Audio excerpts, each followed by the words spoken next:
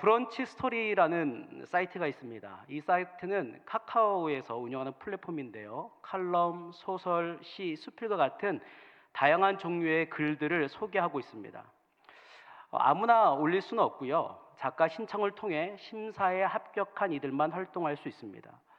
이 사이트에서는 브런치북이라는 프로그램도 운영 중인데요. 자신들이 승인한 작가들의 책을 발간해주는 서비스입니다. 여기에 한 작가가 올린 글의 일부를 소개하려고 합니다. 제목은 인생을 비유하는 다양한 표현들입니다. 내용이 이렇습니다.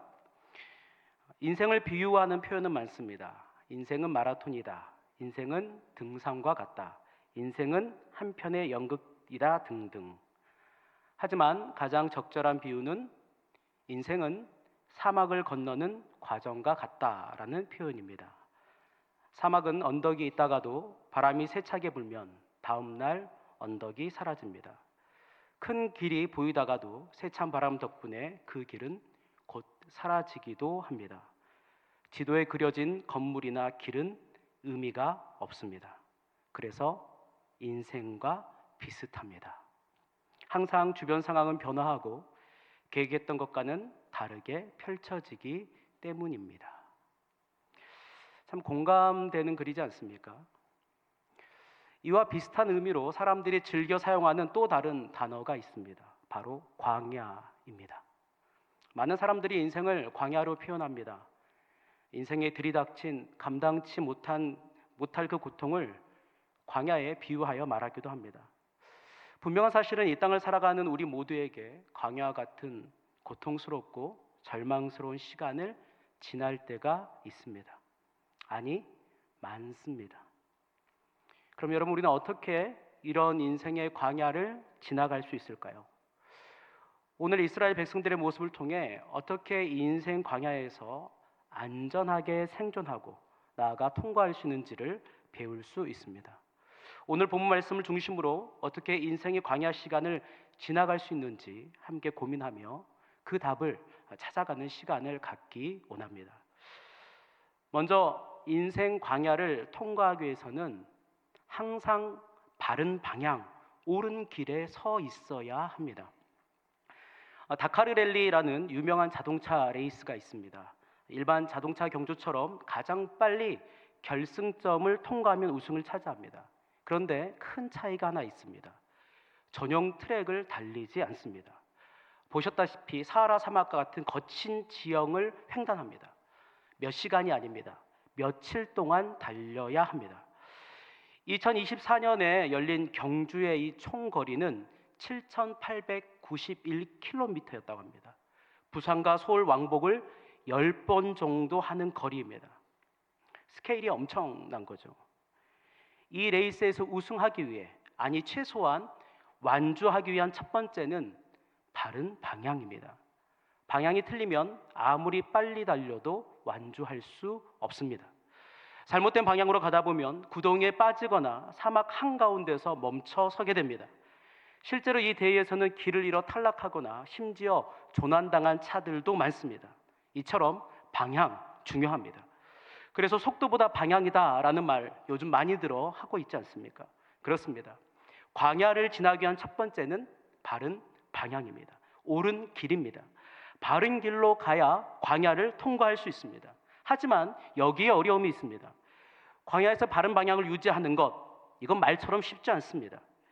이를 우리가 잘 아는 출애굽기 사건에서도 볼 수 있습니다. 출애굽기 14장에 보면 바로와 그의 군대들이 출애굽한 이스라엘 백성들을 추격하는 모습을 볼 수 있습니다. 그 결정을 한 배경이 출애굽기 14장 3절에 기록되어 있는데요. 현대인의 성경으로 한번 읽어드리도록 하겠습니다. 바로는 이스라엘 백성이 광야에 갇혀서 사방 헤매고 있는 것으로 생각할 것이다. 이스라엘 백성이 광야에 갇혀서 사방 헤매고 있을 것이다. 무슨 말입니까? 광야 절대 쉽게 통과할 수 있는 곳이 아니라는 말입니다. 표지판 하나 없는 그 광활한 광야를 처음 마주하는 이들이 제대로 방향을 찾아 안전한 길을 찾아 통과하는 것, 불가능하다고 생각하는 것이죠. 정확한 판단입니다. 광야는 바른 방향을 잡기도, 그리고 그 방향을 제대로 계속 유지하기도 어렵습니다. 그렇다면 여러분, 어떻게 바른 방향을 잡고 옳은 길을 찾아 광야를 통과할 수 있을까요? 이를 위해서는 불확실한 것이 아닌 확실한 것을 기준으로 붙들어야 합니다. 흔히 하는 실수 중 하나는 광야를 자신의 얕은 지식과 경험, 자신의 부정확한 감각을 의지하려 가려는 것입니다. 한두 번 지나온 경험이 있어도 비슷비슷한 모습의 지형에 쉽게 헷갈릴 수 있습니다. 특징적인 지형 지물의 부족으로 광활한 곳에서 방향 감각을 상실할 수도 있습니다. 특히 광야에서는 감각이 왜곡되는 경우가 많습니다. 대표적인 것이 바로 신기루이죠. 신기루는 광야나 사막의 대표적인 착각으로 멀리 물 운덩이나 오아시스가 있는 것처럼 보이는 현상입니다. 그런데 가까이 다가서면 사라지거나 존재하지 않는 경우가 대부분이죠. 만약 자신의 눈으로 본 그곳을 향하여 간다면 백발백중 그곳에서 실패할 확률이 없습니다. 또한 탈수나 단조로운 반복 행위로 인하여 시간 감각의 왜곡도 일어납니다. 그렇게 광야에서 방향을 잘 잡기 위해서는 확실한 것을 기준으로 삼아야 됩니다. 예를 들면 태양과 별, 달처럼 변하지 않는 천체를 이용하여 방향을 탐지하는 것이라 할 수 있습니다. 인생 광야도 마찬가지입니다. 아니, 더욱 그렇습니다. 인생 광야를 제대로 통과하기 위해 바른 길에 서 있기 위해서는 자신의 어설픈 지식과 경험, 여러분 과감하게 내려놓아야 합니다. 사실 우리 모두는 인생 광야의 초짜들입니다. 물론 다른 광야들 통과했을 수 있습니다. 하지만 또 직면하게 된 광야는 앞서 지나온 광야와 똑같지 않습니다. 황폐함과 척박함 동일하지만 모든 것이 다릅니다. 물론 광야를 먼저 통과해 본 분들이 조금 더 좋은 내구력을 가지고 있을 수는 있습니다. 하지만 그것만으로는 인생의 광야 통과할 수 없습니다. 한순간에 펼쳐지는 그 광야 앞에서 우리 모두는 어떻게 할지 몰라 불안해하고 두려워하는 인생 광야의 초짜들일 뿐입니다. 그렇다면 사랑하는 성도 여러분, 이 인생 광야에서 우리는 어떻게 바른 방향을 알 수 있을까요? 어떻게 우리는 바른 길을 찾아서 갈 수 있을까요? 어떻게 우리는 제대로 걸어갈 수 있겠습니까? 오늘 말씀에서 우리가 이를 볼 수 있는데요, 11절과 12절 말씀입니다. 둘째의 둘째 달 수문날에 구름이 증거의 성막에서 떠오르매 이스라엘 자손이 시내 광야에서 출발하여 자기 길을 가더니 바란 광야에 구름이 머무니라. 여러분, 이것은 이스라엘 백성들이 시내 광야를 출발하는 장면입니다. 이때가 둘째 해 둘째 달 수문날입니다. 둘째 해란 출애굽한 그 다음 해를 말합니다. 즉 시내 광야에서 1년을 지난 후 드디어 이스라엘 백성들이 시내 광야를 떠남을 지금 알려주고 있습니다. 그런데 여러분, 그들이 언제 이동을 시작했습니까? 구름이 성막에서 떠오르매입니다. 바로 하나님의 임재를 상징하는 구름이 증거의 성막에서 떠올랐을 때입니다. 떠올랐다는 것은 단지 솟아올랐다는 것을 넘어 이동을 의미합니다. 왜냐하면 12절 후반부에 보면 구름이 머물렀다라는 표현을 통해서 구름의 움직임과 멈춤을 지금 보여주고 있기 때문입니다. 그렇다면 여러분, 더 구체적으로 이스라엘 백성들이 어느 길로 갔습니까? 33절 말씀에서 이를 볼 수 있습니다. 그들이 여호와의 산에서 떠나 3일 길을 갈 때에 여호와의 언약궤가 그 3일 길에 앞서가며 그들의 쉴 곳을 찾았고, 언약궤가 앞서간 그 길을 그대로 따라갔습니다. 여러분, 지금 이스라엘 백성들의 행진의 모습은 우리에게 중요한 사실을 알려줍니다. 바른 방향, 옳은 길에 서 있을 수 있는 방법입니다. 무엇입니까? 하나님의 인도하심을 바라보고 따라가는 것이죠. 이것이 이스라엘이 처음 가본 광야임에도 불구하고 항상 바른 방향, 옳은 길에 서 있을 수 있었던 이유입니다. 마찬가지입니다. 여러분, 인생의 광야를 통과하기 위해 바른 방향을 유지하기 위해서는 오직 하나님의 인도하심을 바라보고 따라가야 합니다. 여러분, 그러기 위해서는 내 생각, 내 판단 내려놓아야 합니다. 내가 볼 때 그럴싸한 길이 아닌 구름으로 인도하시는 방향, 언약궤로 보여주시는 그 길로 걸어가야 하는 것입니다. 그런데 여러분, 이것이 우리에게 더욱 어렵게 느껴질 수 있습니다. 왜냐하면 이스라엘 백성들은 직접 그들의 눈으로 구름과 언약궤를 보았지만 인생 광야에서는 구름도 언약궤도 우리 눈에 보이지 않기 때문입니다. 그렇다면 여러분, 어떻게 우리가 하나님의 인도하심을 알 수 있을까요? 정말 하나님께서 인생 광야에서 우리를 인도하고 계십니까?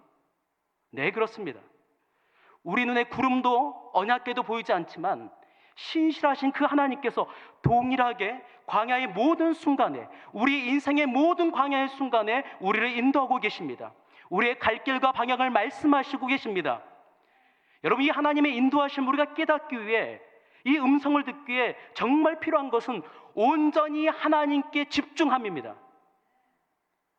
평소 때도 하나님께 집중해야 하지만 광야에 서 있다 느끼는 그 순간에 다른 누구가 아닌 오직 하나님께만 우리의 모든 감각을 곤두세워야 합니다. 이를 위해 꼭 필요한 것, 하나님 앞에 홀로 오래 깊이 머물러 있어야 합니다. 이것저것 분주하게 찾아다니는 것이 여러분 우리 인생의 광야를 해결할 수 있는 해결책이 될 수 없습니다. 이 소리 저 소리에 우리의 귀와 마음과 생각을 빼앗겨서는 안 됩니다. 할 수 있는 최선을 다해야 하지만 그 무엇보다도 인생의 완벽한 인도자이신 하나님의 음성을 들을 때까지, 우리가 그 음성을 깨달을 때까지, 그 인도하심을 깨달을 때까지 계속해서 하나님 앞에 머물러 있는 것이 중요합니다.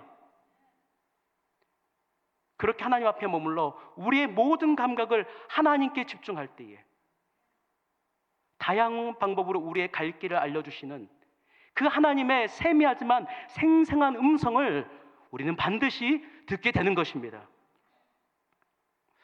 사랑하는 성도 여러분,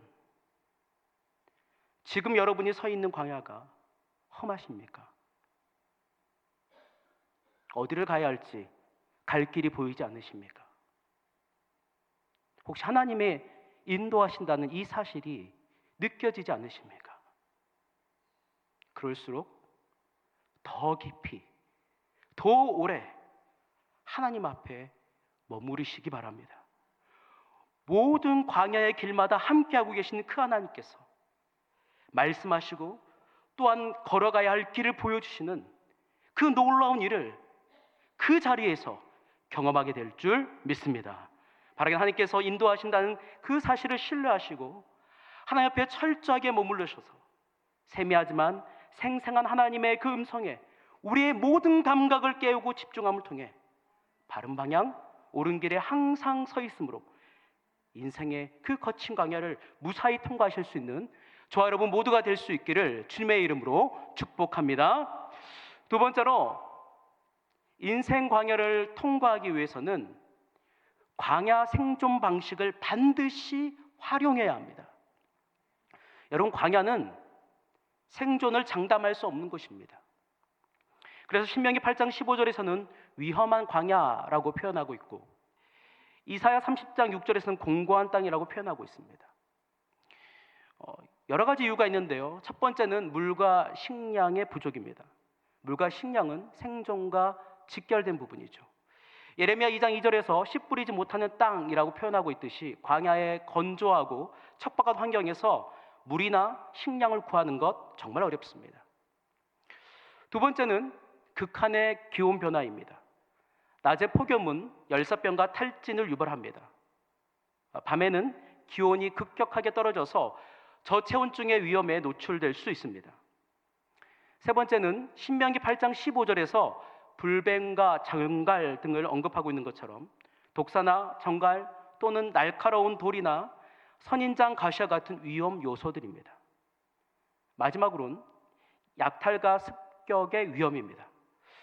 고대 근동지방의 여러 기록에서 상이나 사절단이 아멜렉과 같은 유목민들이나 특정 집단에 의해 위협에 직면했음을 볼 수 있습니다.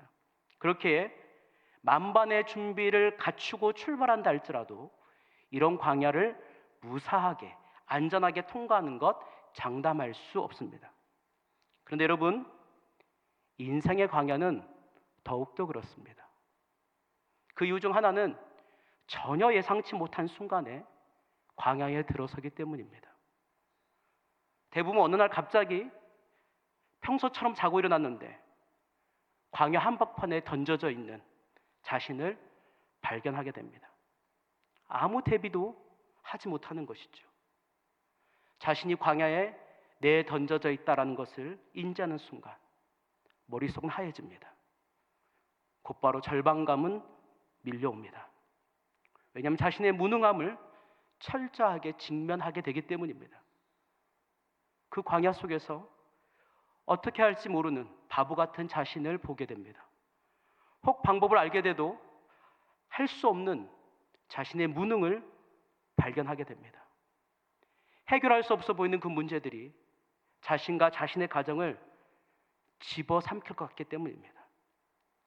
모든 것이 끝장날 것 같은 불안함과 두려움이 마음을 온통 사로잡습니다. 네, 사실 광야는 그렇게 위험한 곳이 맞습니다. 그러나 이 위험하고 황폐한 광야를 안전하게 무사히 지나가는 방법이 있습니다. 한마디로 광야 생존 방식이라고 할 수 있는데요. 그 방법을 오늘 이스라엘 백성들의 모습을 통해서 발견할 수 있습니다. 여러분, 우리가 그러면 어떻게 이 인생 광야를 안전하게 통과할 수 있을까요? 광야 생존 방식이 무엇입니까요?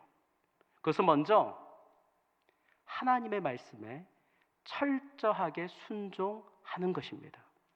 여러분, 이것을 민수기 9장 17절에 18절 말씀에서 볼 수 있습니다. 이렇게 기록되어 있습니다. 구름이 성막에서 떠오르는 때에는 이스라엘 자손이 곧 행진하였고 구름이 머무는 곳에 이스라엘 자손이 진을 쳤으니 이스라엘 자손이 여호와의 명령을 따라 행진하였고 여호와의 명령을 따라 진을 쳤으며 구름이 성막 위에 머무는 동안에는 그들이 진영에 머물렀고.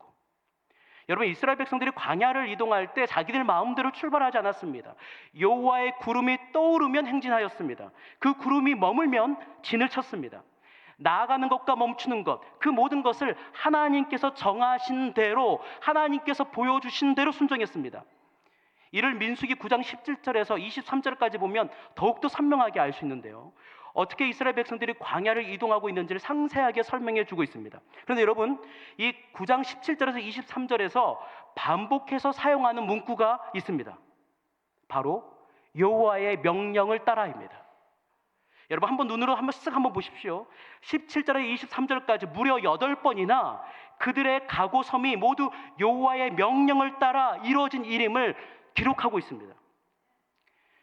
여러분, 우리는 쉽게 이 구절을 읽어 내려가지만 이스라엘 백성들의 입장에서는 이는 결코 쉬운 일이 아니었음이 분명합니다. 광야란 할 수만 있다면 빨리 통과하고 싶어하는 곳이기 때문입니다.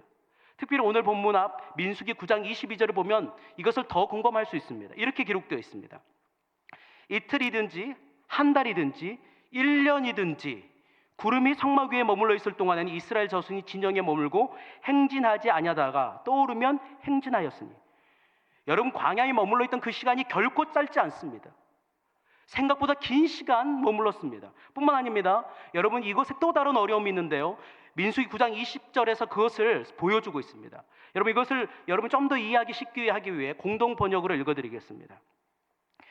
그 구름이 성막 위에 며칠밖에 머물러 있지 않을 때도 있었는데, 며칠밖에 머물러 있지 않을 때도 있었는데, 그럴 때에도 그들은 야훼의 말씀을 따라 진을 쳤다가 야훼의 말씀을 따라 자리를 뜨곤 하였다. 1년 동안, 한 달 동안, 때로는 며칠 동안입니다. 기간이 들쑥날쑥하였습니다. 사람들이 힘들어하는 것 중 하나, 정확하지 않은 것입니다. 불확실한 것입니다. 규칙적이지 않은 것입니다. 그럼에도 불구하고 이스라엘 백성들은 하나님께서 정하신 대로, 하나님께서 보여주셔서 알려주시는 대로 순종했습니다. 자신의 감정대로, 자신의 판단대로 가거나 서지 않았습니다. 그렇게 그들이 거칠고 위험한 광야 40년 여정을 안전하게 통과하게 된 것입니다. 여러분, 우리 역시 마찬가지입니다. 광야에 들어섰다고 느끼는 그 순간부터 여러분이 철저히 내 계산, 내 느낌, 내 바람 내려놓아야 합니다. 내 생각대로 가는 것이 아니라 정하신 대로, 알려주신 대로, 말씀하신 대로 철저하게 순종해야 합니다. 이것이 광야에서 생존하는 방법이며 나아가 광야를 통과하는 방법입니다. 여러분, 내 고집, 내 계산 앞세우면 절대 광야를 무사히 통과할 수 없습니다. 광야 한복판에 나아가지 못하고 제자리에 있는 것처럼, 좀처럼 해결의 기미가 보이지 않는 것처럼 느껴진다 할지라도 그 순간에도 우리들의 조급한 마음을 내려놓고 하나님을 신뢰함으로 순종하기를 결단해야 하는 것이죠. 하나님의 말씀대로 순종할 때, 이럴 때 여러분 누리는 복이 있습니다. 그것을 이스라엘 백성을 통해 볼 수 있는데요, 바로 구름 기둥과 불 기둥입니다. 여러분 잘 생각해 보십시오. 이스라엘 백성들이 구름이 이동할 때 함께 이동했고, 구름이 멈출 때 진을 쳤습니다. 구름이 떠올라 이동할 때 그 구름을 따라 행진하는 그 길 위에 구름이 덮였습니다. 이동하는 구름이 머물러 있던 그곳에 불기둥이 있었습니다. 순종한 그곳이 하나님의 보호하심을 누리는 곳이 된 것입니다. 여러분, 만약 그들이 하나님의 말씀에 순종하지 않고 자신들의 멋대로 행진하고 또한 진을 마음대로 쳤다면 그들은 이 보호하심의 복을 누릴 수 없었음이 분명합니다. 순종함을 통해 그들은 하나님의 보호하심의 복을 맛보게 된 것입니다. 네, 맞습니다. 하나님의 말씀에 순종하는 그 순간, 하나님의 말씀에 순종하는 그 자리가 바로 하나님의 보호하심을 경험하는 자리입니다.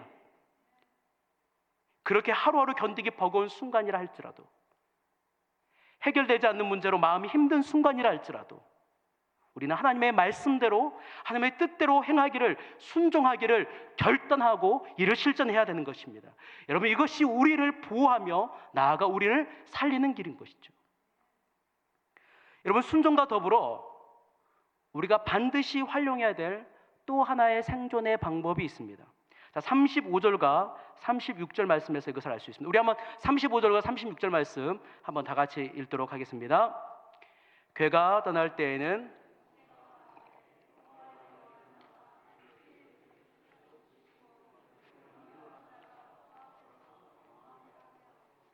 괴가 쉴 때에는 말하되 여호와여 이스라엘 종족들에게 돌아오소서 하였더라.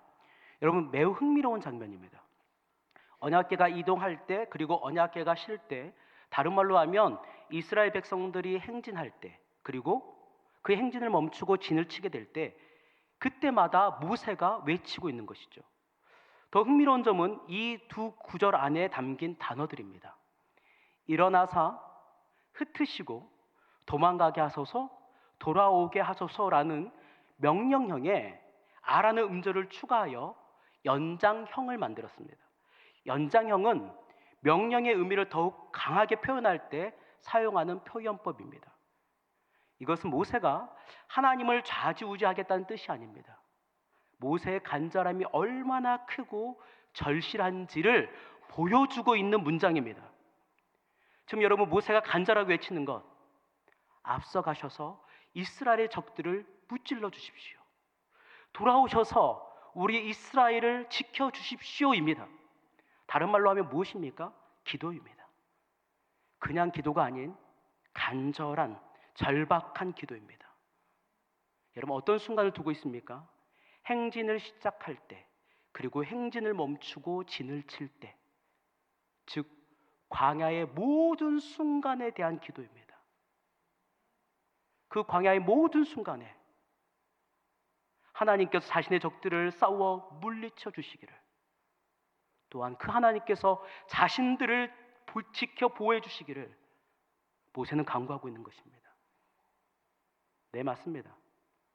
문제를 해결해 주시고 지켜 주시길, 즉 광야의 모든 순간에 대한 하나님을 향한 간절한 간구, 이것이 이스라엘이 광야에서 생존할 수 있었던 이유이고 인생 광야의 생존 방법입니다. 네, 그렇습니다. 인생에서 들어서게 되는 그 광야는 우리 힘으로 통과할 수 없습니다. 광야는 하나님께서 채워주셔야 살 수 있습니다. 하나님께서 지켜주셔야 안전할 수 있습니다. 하나님께서 길을 여셔야 갈 수 있습니다. 하나님의 특별한 은혜가 아니면 살아남을 수 없는 곳, 그곳이 광야입니다. 그러므로 광야를 만난 그 순간, 광야에 들어섰다고 느끼는 그 순간 더 간절히, 아니 절박함으로 기도하셔야 합니다. 언제까지입니까? 모든 문제가 해결되어 광야를 통과할 때까지 결코 간구하기를 멈춰서는 안 됩니다. 광야의 여정, 그 걸음들마다 뜻하지 않는 어려움들을 계속 만나기 때문입니다. 우리 인생의 모든 순간들마다 하나님의 은혜가 필요하지만 특히 광야의 모든 순간들은 더욱더 강력한 하나님의 은혜가 필요한 때이기 때문입니다. 놀랍게도 그 순간에 기도하면 우리 놀라운 하나님의 역사를 맛볼 수 있습니다. 생각지 못한 방법으로 필요한 것들이 채워집니다. 예상치도 못한 방법으로 지켜주십니다. 해결책 없어 보이던 그 문제가 갑자기 해결되는 것 볼 수 있습니다.